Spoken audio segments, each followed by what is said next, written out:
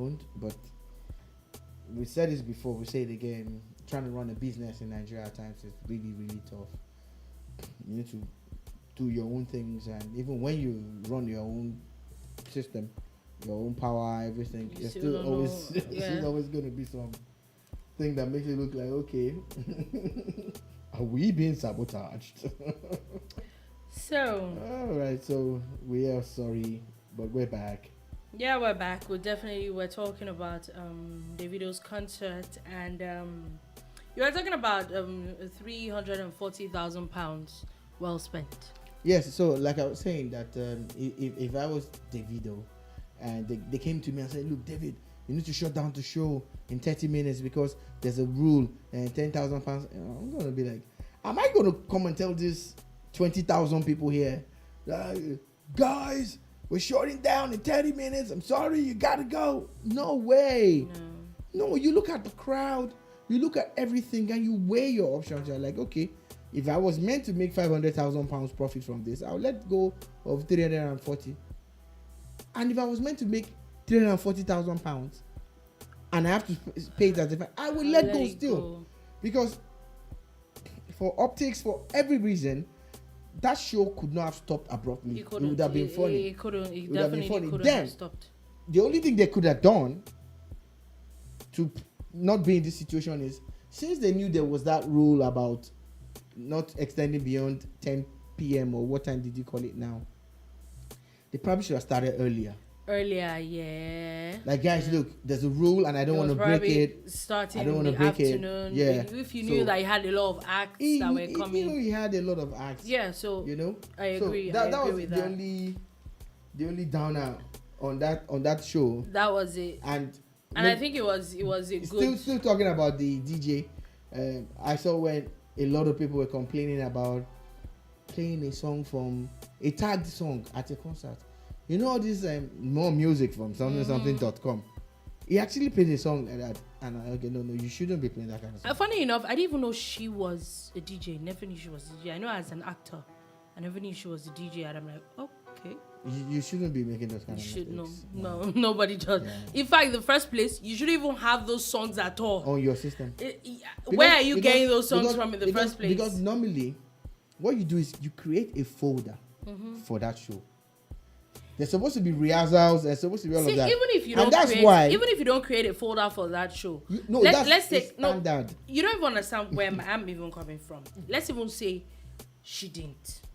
Yeah. Like Boom Radio, for example, not download music from there.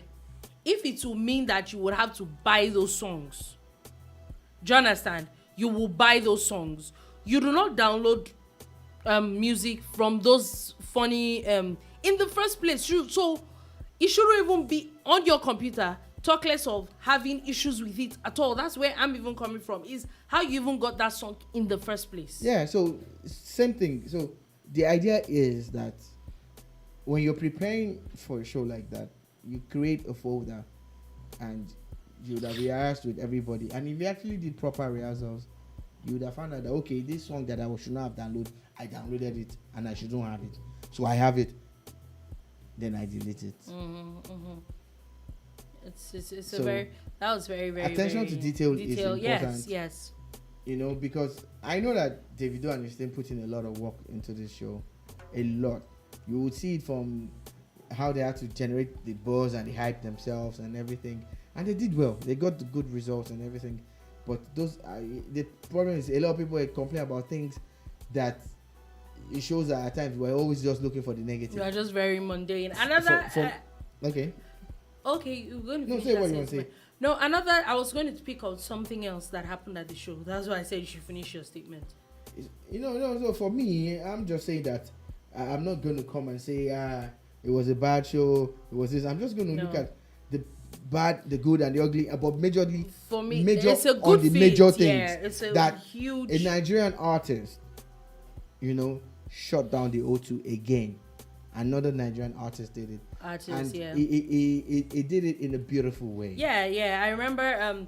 I think I saw a tweet yesterday where someone had tweeted that I went for a Wizkid show, I went for Burna Boy's shows, and it was fun. I am at Davido's shows and it was fun. If tomorrow Olamide decides to go, I will go again and it will be fun, and I don't care whatever anybody says about it. And I think that's the that's the energy. That's the energy that then we should put in this thing. Then you look at the crowd, lovely crowd, everybody was there. Someone said London is the 37th state of Nigeria. Everybody was there.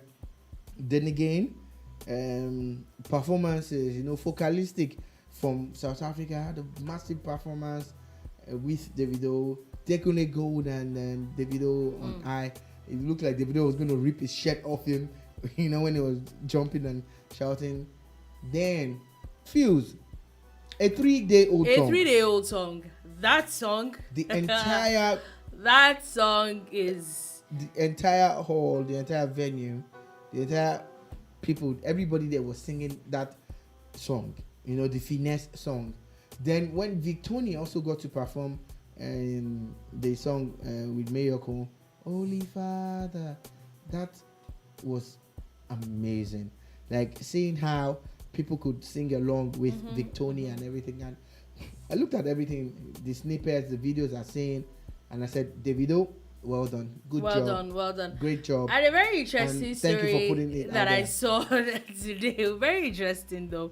Because a particular person had made it a point of call and he had put it out there that he was not going to be, even though he was in London, he was in the UK, he was not going to go for this show. And it's in the person of a cross-dresser, James Brown, that Davido had unfollowed him, and no, he had blocked him off Instagram, and he doesn't know what he did for Davido, that he had just blocked him off Instagram, and for that reason, even though he's in the UK, he wasn't going to go for the show.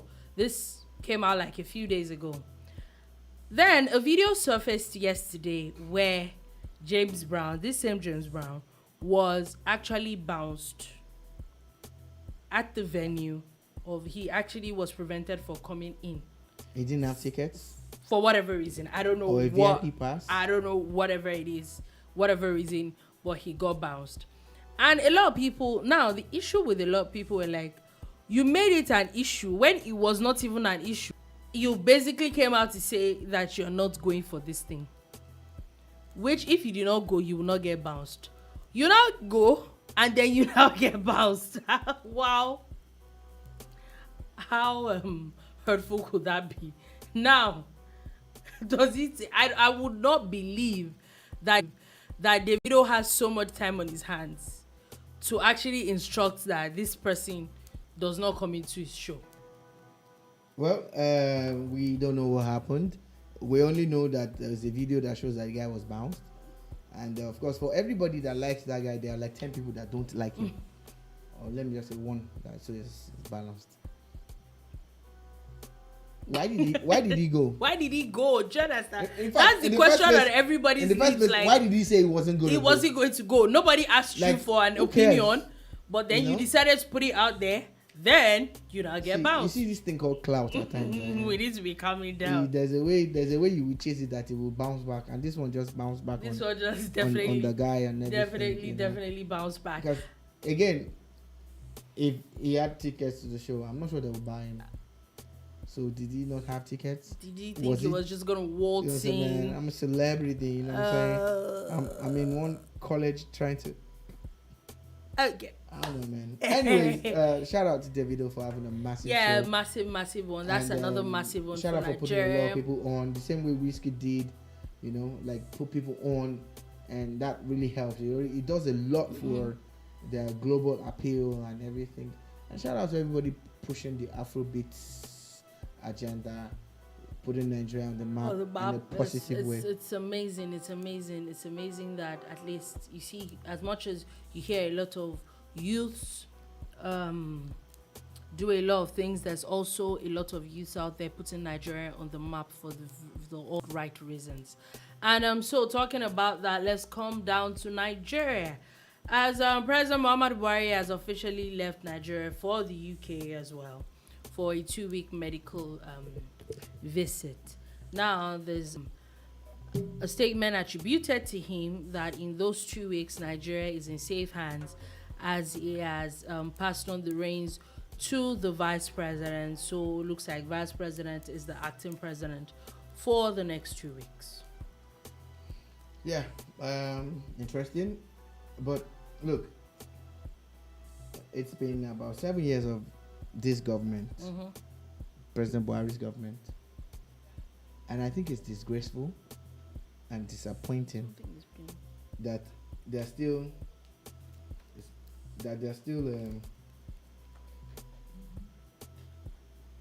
traveling for medical treatment. Look, I get it. He has a special doctor somewhere in the UK who has his history and everything. Can you not fly the guy here for these checks? Can you not build the best hospital ever in the world? Can we not afford to build it in Abuja?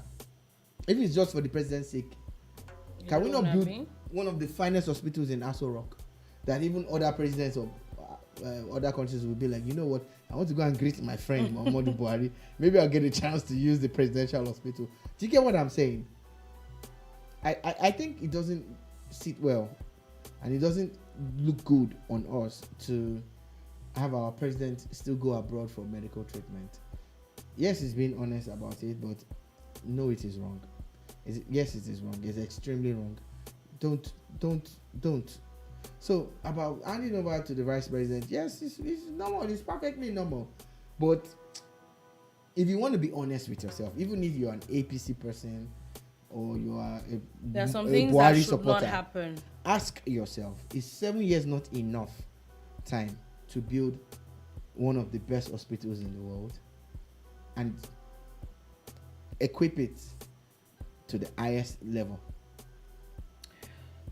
Okay, so on that note, let's move on to something else. Something also with the federal government. As of today, the federal government has officially been barred from the president, the National Assembly, and the Attorney General Federation has officially been barred from tampering with the newly amended Electoral Act. The People's Democratic Party had officially sued them and said that the Electoral Act has become a valid law and cannot be tampered with without following due process of the law.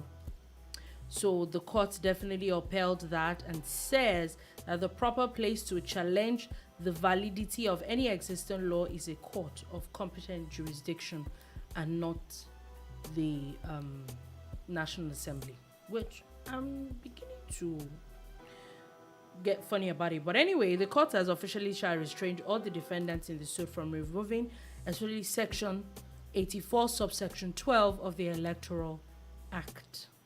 All the PDP has done to me is an abuse of court process. Should I explain? Please do.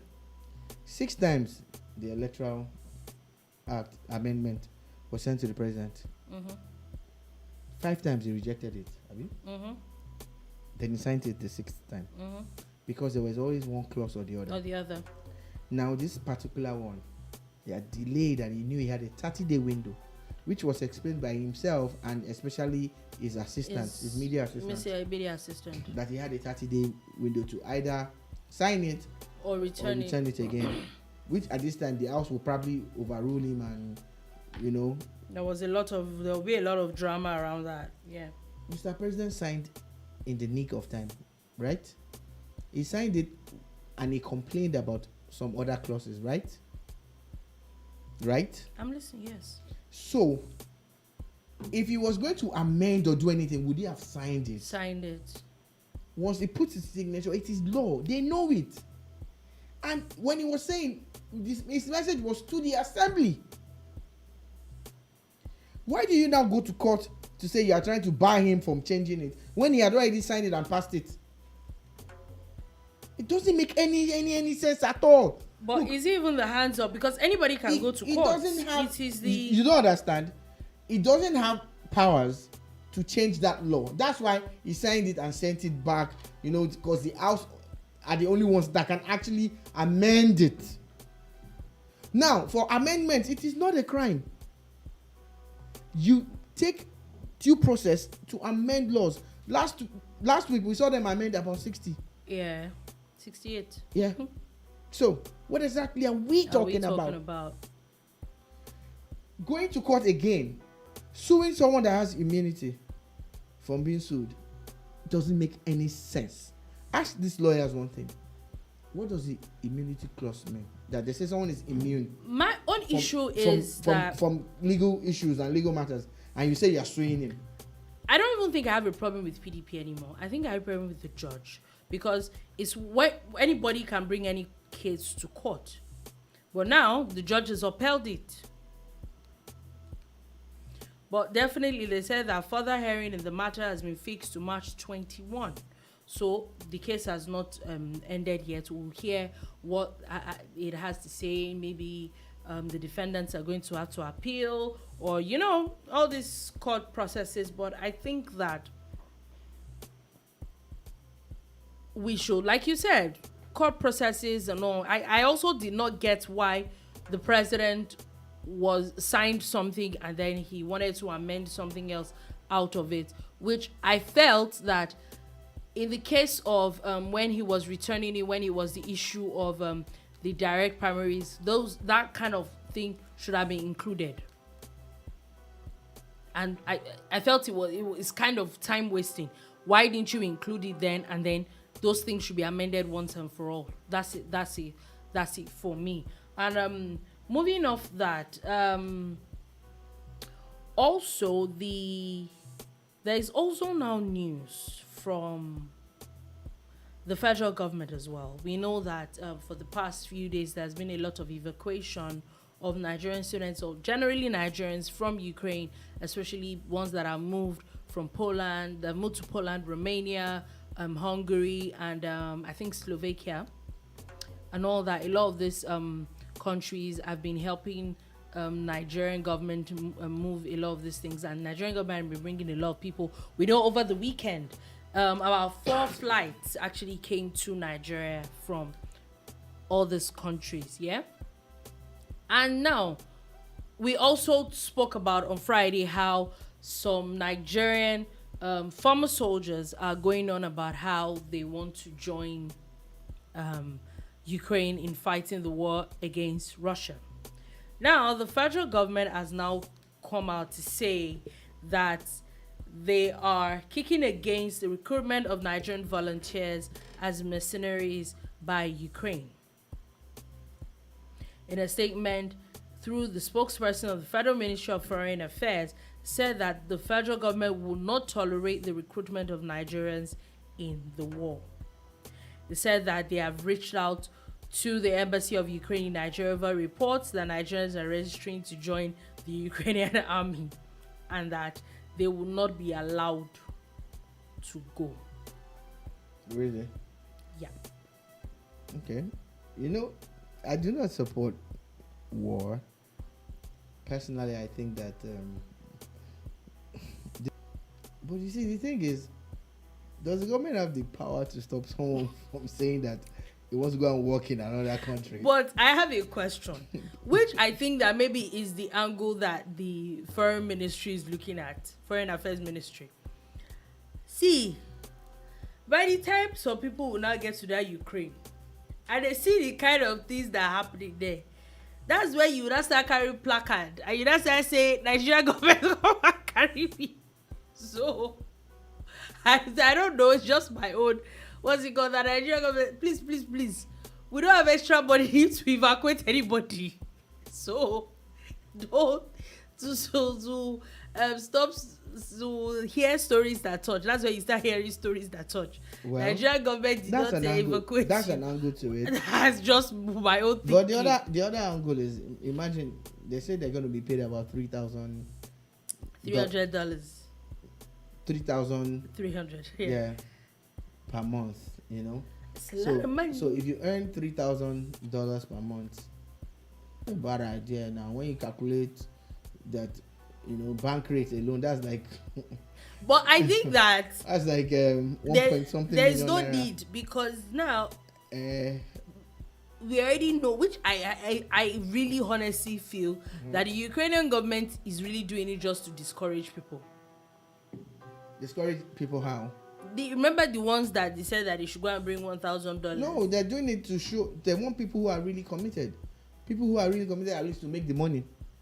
Look at it this way. You invest $1,000. You invest. What if you die 3 days after you get to the place? It's life. That's life now. And then you don't get anything. Well, did you earn anything? It's when you earn that wow. You didn't earn anything. Wow. But after what happens to his $1,000 that he has spent? You spent it. No. Wait. You go. That's not a very nice business proposal. Someone invites you for a business. That's not a business meeting. That's not nice. And you have to go out of town for the meeting. You spend money on your flight, spend money on your hotel. Because you're hoping that you will get something. You have spent it. Then you now didn't attend the meeting to collect the money. You now go and die in the hotel or somewhere on the way. It's not that person's problem. It's your problem. You have to stay alive to collect your 3,300 every month for maybe as long as the conflict lasts. So a lot of people are calculating like, oh, maybe they are even working as security men in one place now, and they're being paid 20K per month. That is my question. Do you even have $1,000? No, they can get money from cooperative now. It's investment now. 500,000. And they'll be in abroad. Whoever borrows money for such the cooperative, you're your own. Anyway, another issue that is coming out from Nigeria today is the issue of Abba Kyari, the suspended deputy commissioner of police. He was arraigned in court today with 6 other people that were arrested in the drug trafficking issue. And 2 of his co-defendants had pleaded guilty to the drug trafficking charges. He apparently did not. He says he's not guilty of these charges. Were you expecting him to follow the bandwagon? He's a man with a mind of his own. A mind of his own. He's a very charismatic tailoring consultant. Executive. Okay. Executive. Tailoring executive. Consultant executive. Consultant, executive, tailoring consultant. So he's a man of a lot of things. So you cannot just. It's the whole Abba Kyari that you're expecting to just come and say he's guilty. How can you use Abba Kyari? Keeping in mind, though, remember that he has sued the NDLE and federal government for unlawful detention. Exactly. You now want him to come and say he's guilty. Guilty of what? The judge has denied their bail, and they say that they should be remanded in NDLEA custody till I think the case has been adjourned to March 14th. Yeah. Now, but the issue now is that wouldn't there be a clash? Okay, anyway, it will be in the purview of the federal government which one works. You remember that there's officially now a case, extradition issues that's been officially filed towards the court. We don't know what that is what's going to come out of that yet.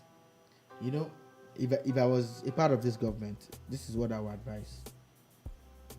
Let them delay his going to America for a few weeks while this drug case goes on. Yeah. As soon as he's proven guilty or otherwise, most likely guilty. But let's say as soon as that case is done, then the extradition kicks in. Yeah, but he would have to go to jail in Nigeria. No. That's what I'm saying. Extradition kicks in. Nigeria will now say, because we have this extradition treaty, go and attend to your matter there, your citizenship issues. So that way, see what I'm saying? That way, when he gets to America, maybe they give him 10 years. 18 years. Wow. Then when he finishes, he will now come to Nigeria. Then the case this one, he will not begin his. He will not kick in again. So that way, collectively, he can do like 42 years. You poor wicked. Or 50. He's young now. Wow. He's young now. Is he not 40 something? I'll be 30 something. By the time before he's 100, he will be released. Wow. Shout out to people that whatever happened that did not government make you follow a my judge. advice. Follow my advice. Because someone like you, that someone did something bad, and I'm saying they should They should treat. Nothing. I do not see anything. At this point, we're still talking about still the Boom Bar on your Boom Radio NG. And another issue that I wanted to talk about was we talked about this last week, and it was a matter of a missing BRT passenger last week, and it's very sad. There was a lot of talks about it because she was of the name. Sorry, I'm trying to look for her name. Oluwabamishe.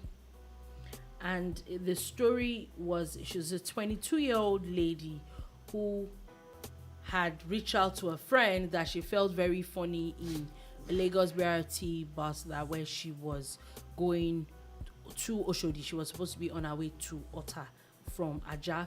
And I think the messages that she sent to her friend was the last, and they did not hear anything from her. So after a lot of searching, the Lagos state government has officially said that she was found at a mortuary, meaning that she is now late.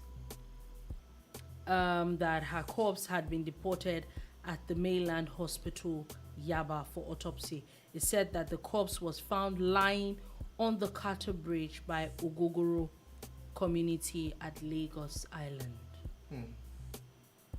This is a very, and very according sad to case. some eyewitness, after a few, they said that a jeep and a BRT bus had dropped. But how does a jeep and BRT bus drop one corpse?